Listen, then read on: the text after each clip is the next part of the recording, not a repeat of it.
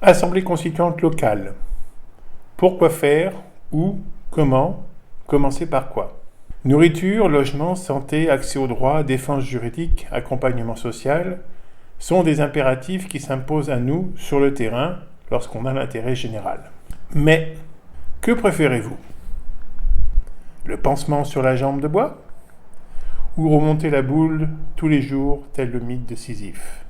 Et si nous prenions le problème à la racine, à savoir, qui décide? Petit rappel historique simple. L'abbé Emmanuel Joseph Sieyès, qui vécut tout de même 88 ans au moment de la Révolution française, girouette modéré autoritaire de l'époque, a sa marque politique, qui est encore en vigueur au XXIe siècle.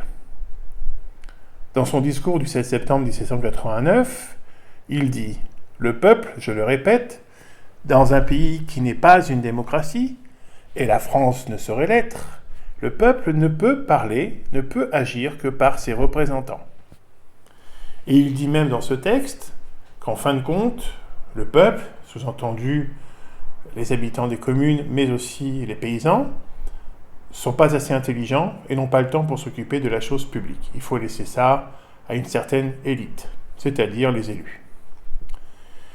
Il dira aussi un peu plus tard, dans un autre discours, les citoyens qui se nomment des représentants, il fait donc un rappel, renoncent et doivent renoncer à faire eux-mêmes la loi. Ils n'ont pas de volonté particulière à imposer. S'ils dictaient des volontés, la France ne serait plus un État représentatif, ce serait un État démocratique. Et là, il doit sans doute faire allusion à la période troublée de 1793, lorsque le peuple avait vraiment écrit la loi de l'époque, c'est-à-dire la Constitution. La nation, de qui émanent tous les pouvoirs, ne peut les exercer que par la délégation. C'est un rappel dans la Constitution du 3 septembre 1791, confirmé par l'article 3 de l'actuelle Constitution de 1958, à savoir que le peuple détient la souveraineté, mais il le fait par ses représentants. Et l'article 27 qui empêche toute démocratie directe. Je vais y revenir plus loin. Donc, le premier souci de tout gouvernement représentatif est de déposséder les citoyens de tout pouvoir de décision directe. Et par application de ce principe, tout aussi simplement, qu'est-ce qu'un élu? Puisque ce sont les élus qui font les choses publiques. C'est un fonctionnaire qui est en CDD, le temps du mandat électoral, qui n'a en fin de compte réellement aucune obligation, c'est marqué nulle part, il est totalement libre. Il a autant de patrons que de votants, ce qui lui est bien pratique, diviser pour mieux régner, personne pour le convoquer, si ce n'est la prochaine élection. Il est libre de décider seul, il peut consulter, il peut s'entourer, il peut recommander, mais à la fin, c'est lui qui décide, et il n'est pas forcément vertueux. Il n'est pas révocable par les citoyens, sinon la bonne excuse de l'élection. Il n'est pas tenu de son programme non plus. Les promesses et les programmes de campagne ne sont pas des engagements juridiques formels. Et par contre, il a droit à une rémunération, et souvent très belle, surtout à l'échelle nationale. Dans ce contexte, le citoyen qui est un complice indirect ne peut que, pour se rebeller et manifester son avis, manifester dans la rue justement, faire des pétitions qui seront classées sans suite, être invité à des conventions citoyennes stériles, inutiles, même si elles sont tirées au sort, croire en la destitution du président, un leurre constitutionnel flagrant, troubler une réunion publique des élus pour se faire entendre, mais il sera éventuellement que entendu, interpeller les élus sur un plateau de médias où ils peuvent éventuellement en direct les piéger, mais ça ne changera rien à la décision finale, ronchonner devant son écran de téléphone, d'ordinateur ou de télévision, dans le meilleur des cas s'abstenir pour ne plus cautionner les élections, ou retourner élire au prochain coup et donc être le clown de service. Et tout ça, bien sûr, sans jamais pouvoir contrôler, révoquer et décider directement. Il y a pourtant un antidote, qui est très connu, surtout de nos élus. C'est le mandat impératif, source de la démocratie directe réelle. Alors, démocratie directe, c'est un pléonasme, on se répète. Mais par les temps qui courent, ce n'est pas une mauvaise chose d'insister sur le mot direct. Donc le mandat impératif est une forme de mandat politique parmi d'autres, dans lequel le pouvoir est délégué à une organisation ou surtout un individu, choisi, on peut le tirer au sort si on veut, en vue de mener une action définie dans la durée et dans la tâche, selon des modalités précises auxquelles le porteur du message ne peut déroger. Il ne pourra pas donner son avis personnel et décider en son propre nom. Non, c'est pas personnel, c'est collectif. Le mandat impératif s'oppose au mandat représentatif, sachant qu'aucun groupe parlementaire en accepte sa remise en cause lors de la séance en commission des lois du 5 avril 2023 sur la proposition de la modification de l'article 89 et de l'insertion du RIC, tant voulu par les Gilets jaunes. L'article 27 de la Constitution de 1958, toujours en vigueur, dans son alinéa 1, fait écho à cette interdiction du mandat impératif. Tout mandat impératif est nul. Plus que tout, récemment, au mois de décembre 2025, dans la proposition de loi 2262, le groupe Écologie et Socialistes veulent retirer au peuple le pouvoir de modifier sa constitution. C'est l'effet indirect de leur soi-disant protection de la Constitution, où en fait, ils ne veulent plus que la Constitution soit modifiable sur proposition du président de la République et donc référendum, mais uniquement par voie parlementaire. Le peuple disparaît et il est dissous, pour paraphraser Bertolt Brecht. Changer de mode de fonctionnement, est-ce que c'est possible? Bien sûr, puisque ça a déjà eu lieu dans un procédé constitutionnel qui a été vécu en 1793. Alors pour rappel, pourquoi 1793 ? Avec la Révolution française, les couronnes européennes ont eu peur que le phénomène contamine toute l'Europe. Donc ils se sont toujours promis, notamment la Prusse, de défendre le roi de France. En 1789, avec la Révolution et l'apparition de l'Assemblée nationale, le roi cohabite en tant que chef de l'État dans ce qu'on peut appeler une monarchie constitutionnelle avec le peuple organisé. Mais cela fait peur aux autres couronnes. Donc à un moment donné, parce que ça commence à avoir des échauffourées en France, les couronnes décident d'attaquer la France en 1792. Et le 21 septembre 1792, alors qu'ils sont jeunes, inexpérimentés et moins nombreux, l'armée française va faire battre en retraite les Prussiens et les autres couronnes, et fêtera cette victoire le 21 septembre 1792 en abrogeant définitivement la monarchie qui venait de perdre symboliquement la guerre, malgré ses soutiens extérieurs, et donc instaure la République. Et comme on change de régime, il va falloir une nouvelle constitution. Mais comme en plus le 21 janvier 1793, après son procès pour trahison, le roi est décapité et mis à mort, 21 septembre, 21 janvier, les dates ne sont pas choisies au hasard, eh bien, il n'y a même plus de chef de l'État. Donc, il y a encore plus urgence d'adopter une nouvelle constitution. Et pour rédiger cette constitution, les femmes n'avaient pas le droit de vote, mais elles ont participé activement. Ils ont réutilisé à l'époque les comités locaux à participation directe, comme c'était le cas lors des États généraux, en général sous l'Ancien Régime, et plus particulièrement lors de ceux de 1789. Ils transmettaient leurs travaux par des commis de confiance révocables, des sortes de porteurs de voix, de facteurs, par un mandat impératif auprès de l'Assemblée nationale constituante, et ils ne pouvaient par contre que accepter ou refuser tel ou tel article, ils ne pouvaient pas le modifier. C'était le côté défaillant de la chose, en plus du fait que, bien que le suffrage était universel, les femmes n'avaient pas le droit de voter. Ce mode opératoire de partir de la base, de la racine, pour remonter au plafond et faire une synthèse pour finalement être adopté sur le plan local, puisqu'il y a eu un référendum final le 24 juin 1793, après un an de travaux un peu accélérés, eh bien ce système de la base vers le haut se retrouve dans les articles même de la Constitution de 1793, dans ces articles 11 à 20 et 56 à 60. Et pour s'adapter au nombre, parce qu'il faut être nombreux et à pouvoir accueillir le maximum de personnes, ils avaient défini dans cette constitution des assemblées primaires qui pouvaient être composées de 200 à 600 personnes en moyenne, ce qui correspondait entre le chiffre du nombre d'habitants et le nombre de personnes qui étaient en droit de voter. Le mandat révocatoire en lui-même existait. Il se traduisait par le fait que tous les ans, les députés seraient élus, donc du coup, on pouvait les sanctionner d'une année sur l'autre et pas attendre la fin du mandat. Aujourd'hui, le système est verrouillé. la commission des lois de 2023 a démontré qu'en fin de compte, c'est tenu par ceux qui sont en place, une oligarchie de droite comme de gauche, qui refuse, petits groupes sectaires, toute modification, notamment de l'article 89, qui permettrait au peuple de pouvoir participer directement à la modification de sa propre constitution. Et on a vu cette tentative très récente de complètement écarter le peuple dans cette modification possible. Nous avons donc pour ligne de nous décoloniser de nos décideurs. Nous devons mettre fin au régime représentatif. Nous devons aussi nous inspirer du modèle athénien et non plus romain républicain, mais démocratique et suisse. Pour rappel, le mot démos kratos, démos, vient du radical dème, et dème, c'était la organisation administrative et politique d'Athènes et de ses alentours, par petits dèmes, par petits domaines de 500 habitants. On retrouve cela donc dans la Constitution de 1793, et nous allons le retrouver dans notre organisation des assemblées constituantes locales un petit peu plus loin.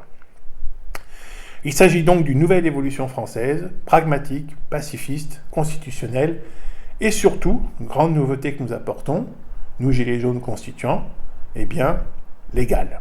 Nous avons besoin de nous inspirer des abeilles, donc de construire nos propres ACL, nos propres alvéoles, sortir des premiers cercles et décloisonner, c'est-à-dire aussi ne pas rester dans l'entre-soi, ne pas être sectaire. C'est pas parce que tu es d'extrême gauche et moi d'extrême droite qu'on ne peut pas travailler ensemble. Les Gilets jaunes ont montré que sur les ronds-points, ceux qui se détestaient finissaient par s'apprécier parce que leur ennemi, leur adversaire, c'est ceux qui dirigent, c'est l'oligarchie, c'est pas le peuple sur le terrain.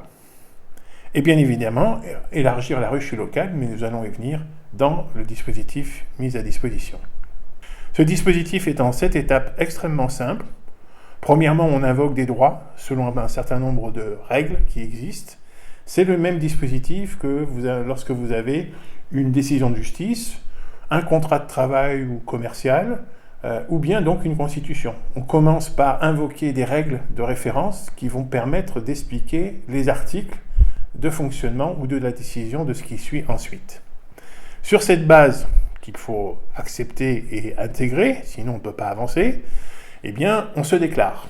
Et nous allons voir plus loin qu'il y a des outils tout faits qui viennent en une page, qui sont à disposition pour ça.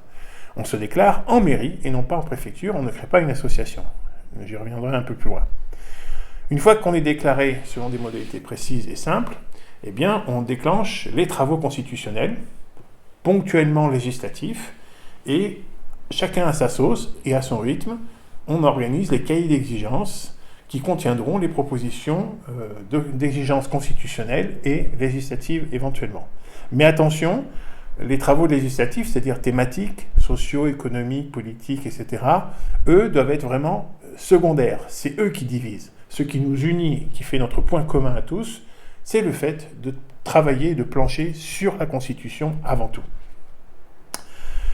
Lorsque ce processus est mis en route et que votre assemblée constituante locale vit et fonctionne correctement, eh bien, il faut se reconnaître entre assemblées. Et ça, c'est ce qui a été oublié systématiquement par tous les mouvements citoyens qui, tous les 6 mois, il y avait un nouveau mouvement qui arrive, et puis qui, comme une vague de la mer Méditerranée, s'échoue et s'écrase sur la plage de sable, et en finissant, en s'essoufflant par « Et comment on fait ?»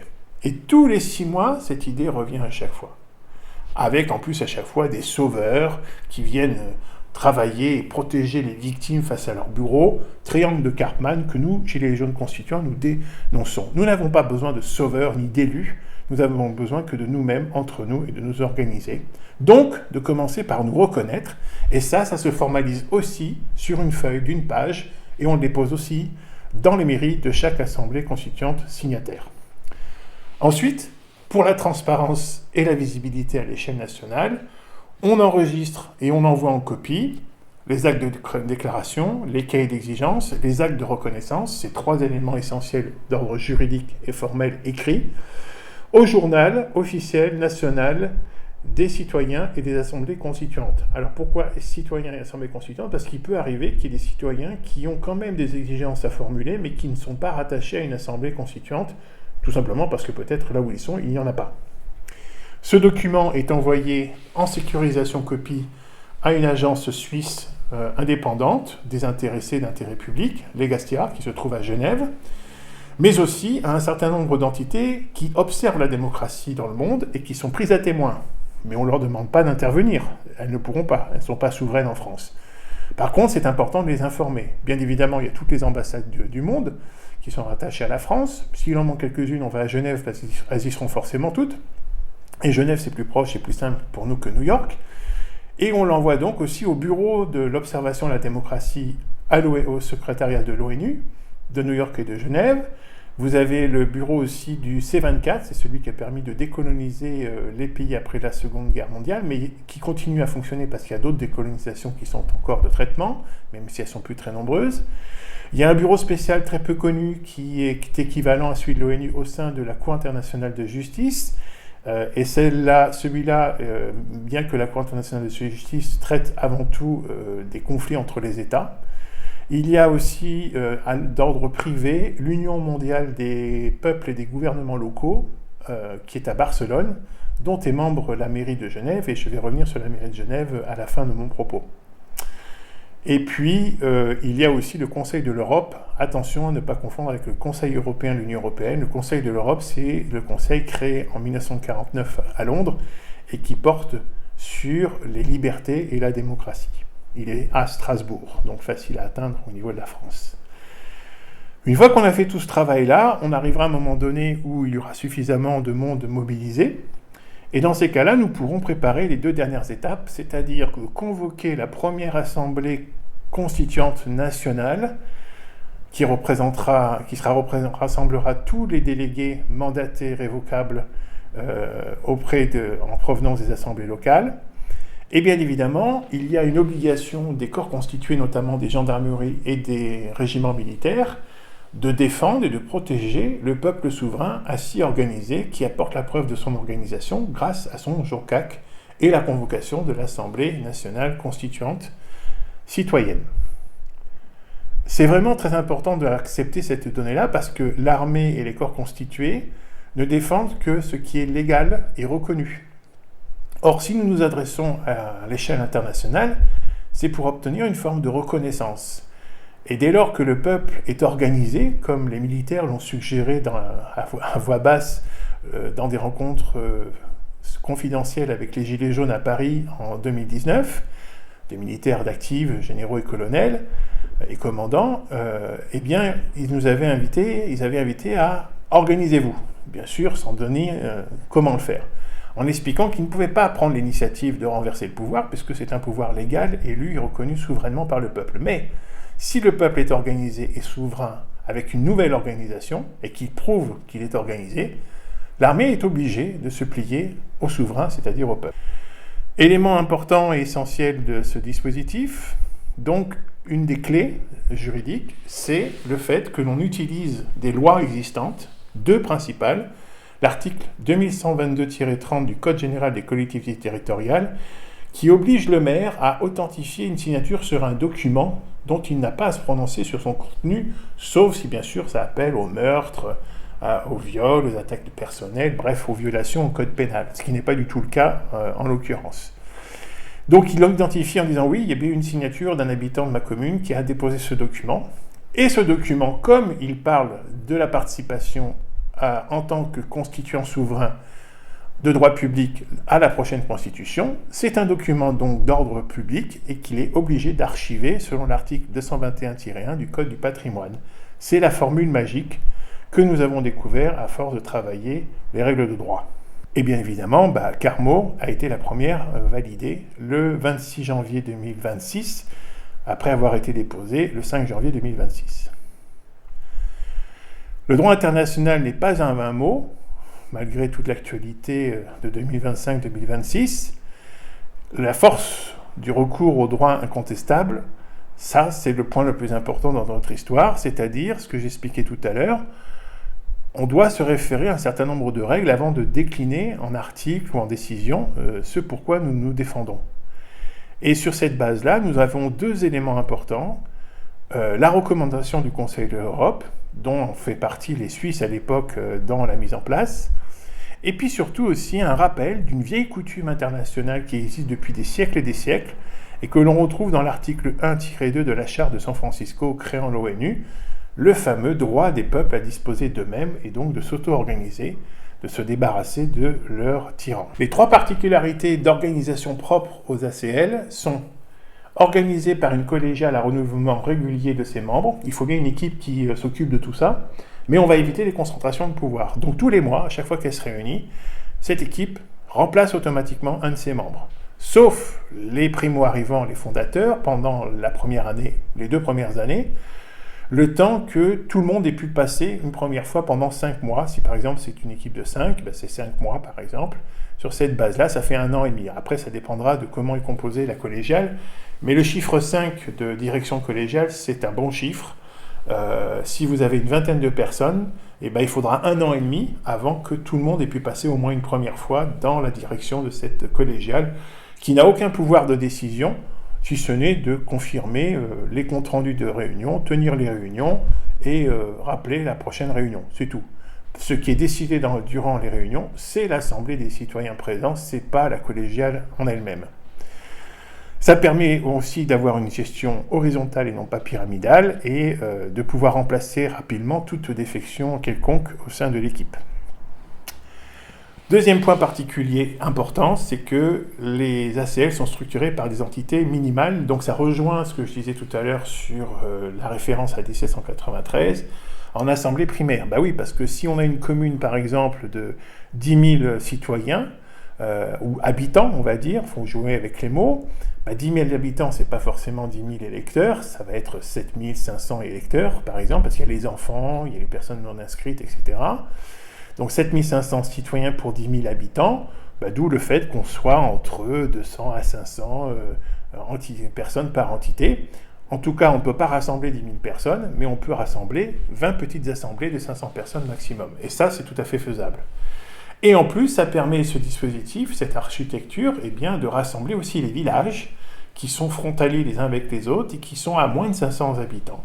Alors, chaque village peut très bien dire, nous on est 180, on est 150, on s'y suffit très bien, mais il existe des régions où malheureusement il y a des petits villages de 30, 50, 60 personnes. Après, ils sont souverains, ils peuvent très bien dire, on reste comme ça. Mais si jamais il y a un besoin de rassemblement, il faudra se tenir à la logique du 500, parce qu'au-delà de 500, ça commence à être très difficile à gérer.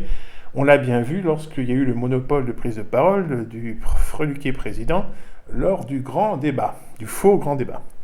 Troisième point particulier et tout aussi important que les 2 précédents, c'est une présence harmonieuse dans chaque département. Donc les ACL doivent être répartis de façon égale sur le territoire de chaque département, pas forcément dans les grandes communes, mais qu'elles soient atteignables par le maximum de citoyens, au moins au début, puis après on souhaite qu'il y en ait le maximum. Et donc logiquement, il faudrait 5 à 20 ACL par département au début, qui auront respectivement inversement 20 à 5 membres. Pourquoi ce chiffre ? Parce que ça fait une centaine, et 100 fois 101 départements, c'est le nombre qu'il y a dans l'oligarchie actuelle qui nous dirige. Ils sont entre 10 000 et 50 000 grand maximum. Donc il faut 100 à 500 personnes par département qui soient bien organisées de façon similaire avec la même feuille de route systématiquement. Et donc une couverture harmonieuse pour être accessible au plus grand nombre. Outils juridiques, vous les trouvez sur ACL Carmo, à l'onglet Projet.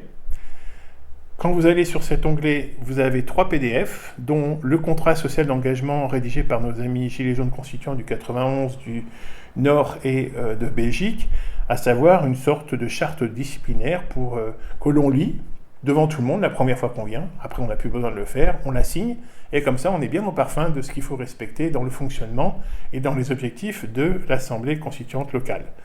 Vous avez le projet principal, qui donne beaucoup d'informations, qui est un peu long, dont on a extrait les outils principaux dans la boîte à outils juridique. Donc si vous ne voulez pas rentrer trop dans les détails, parce que cette vidéo vous a suffi, vous téléchargez seulement le contrat social d'engagement et la boîte à outils juridique. Cette boîte à outils renvoie donc aux annexes du projet principal. Il y a 4 annexes qui sont utiles, qu'on a donc rassemblées simplement et simplifiées dans la boîte à outils. Il y a le courrier type qu'on envoie au maire, c'est la fameuse annexe 9. Vous avez aussi une constitution locale simplifiée. Alors nous, on appelle ça comme ça pour provoquer. mais ça peut être appelé une charte, un règlement local, appelez ça comme vous voulez, c'est simplement comment ça fonctionne localement pour tenir nos assemblées constituantes locales.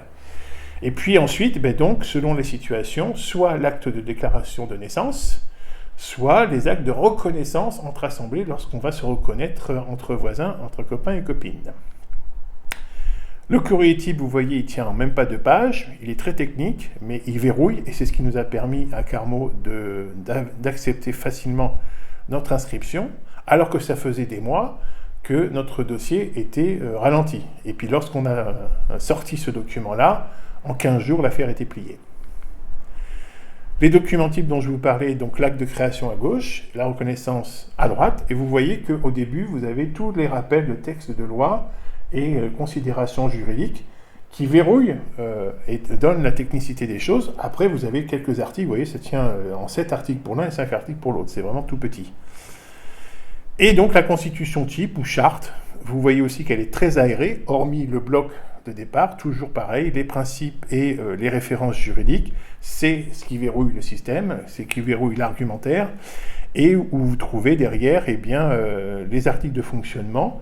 Alors ça, après, chacun fait ce qu'il veut, hein. On donne une piste, voilà. Si vous ne voulez pas vous prendre la tête, vous prenez ce document-là, et ça suffira simplement, et puis vous le ferez évoluer entre membres de votre assemblée. Vous êtes libre et souverain de le faire comme vous en avez envie. Il faut savoir que lorsque nous avons lancé ce projet le 29 mai 2025 pour les 20 ans du non à la construction européenne, nous avons été soutenus et encouragés par la maire de Genève, Christina Christos, dont le mandat se terminait 2 jours après, et qui a repris son mandat, qui reprendra son mandat le 1er juin 2026, et qui attend à ce qu'on revienne, qu'on fasse surface pour approfondir et travailler ensemble. C'est donc son assistant particulier qui nous a conseillé fortement l'Union mondiale des peuples et gouvernements locaux à Barcelone, dont fait partie la mairie de Genève. Donc c'est pas pour rien qu'on doit s'intéresser à cette entité qui rassemble énormément de monde de par le monde. Sachez que nous ne sommes pas seuls et que beaucoup de communes sont en liste soit sont déjà en train de se constituer, soit l'ont déjà fait, comme Nantes et Orcier.